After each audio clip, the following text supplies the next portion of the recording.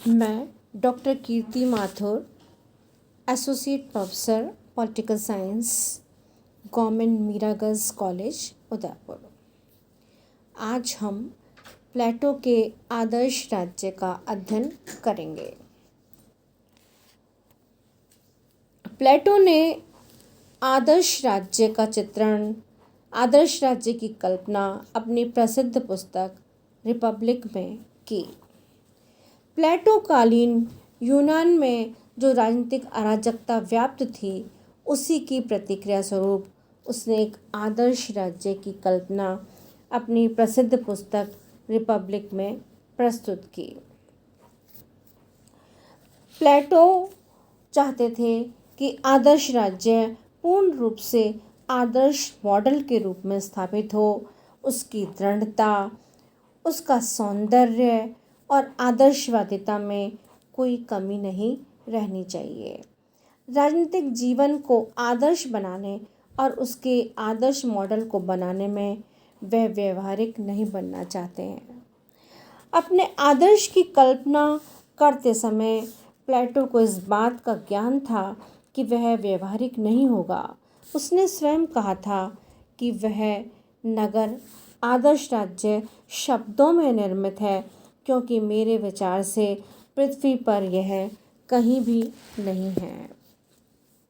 प्लेटो के आदर्श राज्य के निर्माण में व्यक्ति और राज्य के पारस्परिक संबंधों की महत्ता प्रकट की गई है। राज्य व्यक्ति के विराट रूप की अभिव्यक्ति है। प्लेटो ने कहा कि राज्य वृक्षों या चट्टानों से पैदा नहीं होते हैं, उन व्यक्तियों के चरित्रों से निर्मित होते हैं जो उनमें रहते हैं। राज्य की चेतना और व्यक्ति की चेतना में एकता व समानता है। प्लेटो ने मनुष्य की आत्मा के 3 तत्व या गुण बताए: विवेक, उत्साह और क्षुधा। प्लेटो का मत है कि मानवीय आत्मा में पाए जाने वाले ये तीनों गुण या तत्व राज्य में भी पाए जाते हैं। इन्हीं के आधार पर राज्य का निर्माण होता है। जिस प्रकार व्यक्ति द्वारा किए जाने वाले सारे कार्य आत्मा से प्रेरणा लेते हैं, उसी प्रकार राज्य के सभी कार्यों का उद्भव उन्हें निर्मित करने वाले मनुष्यों की आत्माओं से होता है। प्लेटो का मत है कि उपयुक्त तीनों गुण सभी व्यक्तियों में एक समान नहीं होते। कुछ व्यक्तियों में क्षुधा की प्रधानता होती है, कुछ में साहस की और कुछ में विवेक की। इसी आधार पर राज्य में 3 वर्ग, उत्पादक वर्ग, सैनिक वर्ग और दार्शनिक वर्ग पाए जाते हैं। प्लेटो के आदर्श राज्य का जो निर्माण है वो 3 चरणों में पूर्ण किया है। प्लेटो का मानना है कि मनुष्य आर्थिक आवश्यकताएं अकेले पूरी नहीं कर सकता। यह अनेक व्यक्तियों के सहयोग से तभी पूर्ण हो सकती है जब उन्हें पूरा करने के लिए समाज में अन्न उत्पन्न करने वाले किसानों, मकान बनाने वाले मिस्त्रियों, कपड़ा बनने वाले जुलाहों की आदि की विशेष आर्थिक श्रेणियां बन जाएं। व्यक्ति को ऐसे काम में लगाया जाए जिसके लिए प्रकृति ने उसका चयन किया है। राज्य की उत्पत्ति के प्रथम चरण में उत्पादक वर्ग का विकास होता है। राज्य की उत्पत्ति का दूसरा चरण उत्साही या शौर्य वर्ग के निर्माण से होता है। राज्य की रक्षा व युद्ध हेतु वीर सैनिकों की आवश्यकता होती है। प्लेटो के अनुसार सैनिक वर्ग में शौर्यवान और युद्ध में रुचि रखने वालों को लिया जाए और उनके प्रशिक्षण की भी व्यवस्था की जाए। आदर्श राज्य के निर्माण में तीसरा तत्व विवेक के तत्व से प्रारंभ होता है। राज्य के रक्षक में अर्थात सैनिक में विवेक का गुण सामान्य रूप में पाया जाता है, जिससे वह शत्रु व मित्र में भेद कर सके। परंतु विवेक का विशेष विकास शासक में पाया जाता है। ये दार्शनिक शासक ही शासन चलाने के लिए सर्वाधिक उपयुक्त है।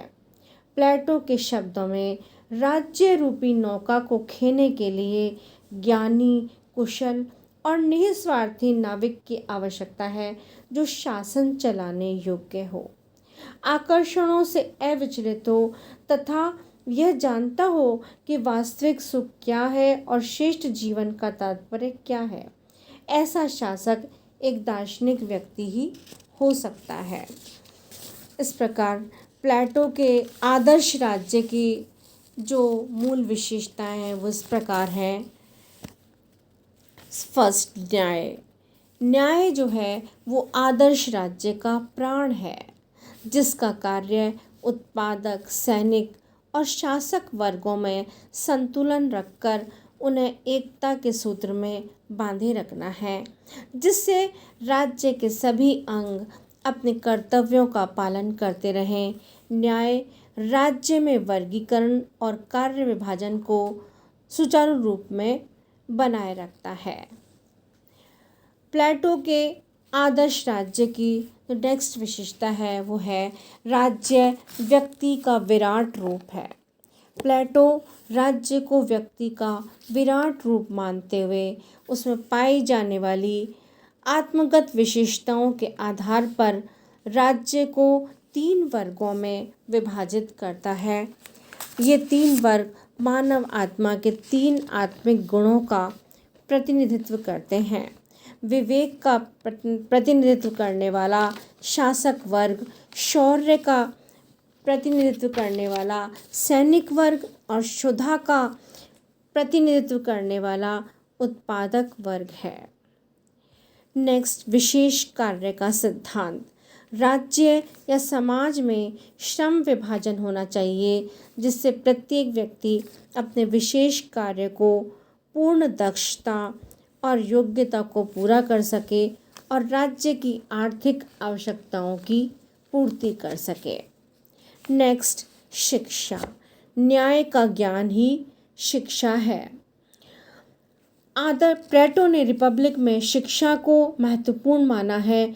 शिक्षा के माध्यम से व्यक्ति प्रशिक्षण प्राप्त करके कार्य को सही दिशा में संपन्न करता है। शिक्षा का स्वरूप यह है कि शिक्षा राज्य द्वारा दी जानी चाहिए। स्त्री व पुरुष दोनों को समान रूप से शिक्षा दी जानी चाहिए। शिक्षा का उद्देश्य व्यक्ति को राज्य का उत्तम नागरिक बनाना होता है। शिक्षा द्वारा योग्य वैज्ञानिक शासक अर्थात दार्शनिक राजा तैयार किए जाते हैं। नेक्स्ट विशेषता है नागरिकों के 3 वर्ग। प्लेटो आत्मा के 3 तत्वों क्षुधा, उत्साह और विवेक के आधार पर राज्य के नागरिकों को उत्पादक, सैनिक और संरक्षक नामक 3 वर्गों में बांटता है। नेक्स्ट, दार्शनिक राजा का शासन। आदर्श राज्य में दार्शनिक राजा का शासन होगा। जब तक राजा दार्शनिक और दार्शनिक राजा नहीं बन जाएंगे, तब तक राज्यों में शांति और सुशासन स्थापित नहीं हो सकता। ऐसा प्लेटो का विचार था। प्लेटो दार्शनिक शासक को सभी प्रकार के बंधनों से मुक्त रखने के पक्ष में है, परंतु उस पर कुछ मर्यादाएं स्थापित करना चाहता है। नेक्स्ट, साम्यवाद। प्लेटो अपने आदर्श राज्य में शासक और सैनिकों के लिए साम्यवाद की व्यवस्था करता है, जिसके अंतर्गत वे दोनों वर्ग संपत्ति और परिवार से दूर रहें, ताकि इनके लोभ में पड़कर वे अपना कर्तव्य पालन करना नहीं भूलें। व्यक्तिगत संपत्ति और परिवार के बारे में प्लेटो के साम्यवाद में शासकों व सैनिकों तक ही सीमित रखा है। व्यक्तिगत संपत्ति, पारिवारिक जीवन का त्याग दार्शनिक वर्ग को करना होता था और सैनिक वर्ग भी इसी से वंचित था। प्लेटो की मान्यता थी कि संरक्षक वर्ग के पास न तो संपत्ति होनी चाहिए और न ही परिवार। प्लेटो ने कहा कि आदर्श राज्य में प्लेटो की राजनीतिक शक्ति तथा आर्थिक शक्ति एक ही हाथ में होनी चाहिए। नेक्स्ट विशेषता है स्त्री पुरुषों का समान अधिकार। प्लेटो ने अपने आदर्श राज्य में स्त्रियों को घर की चार दीवारी से बाहर निकालकर शिक्षा, शासन आदि सभी क्षेत्रों में पुरुषों के समान अधिकार देने की व्यवस्था करता है। नेक्स्ट विशेषता है राज्य का लक्ष्य विशुद्ध, आध्यात्मिक और नैतिक। प्लेटो दृश्यमान जगत को अवास्तविक और उसके विचारों को वास्तविक मानता है। राज्य उत्तम जीवन बिताने के लिए है। इसी प्रकार नेक्स्ट है राज्य का हित प्रधान व सर्वोपरि है और व्यक्ति उसका अंग मात्र है।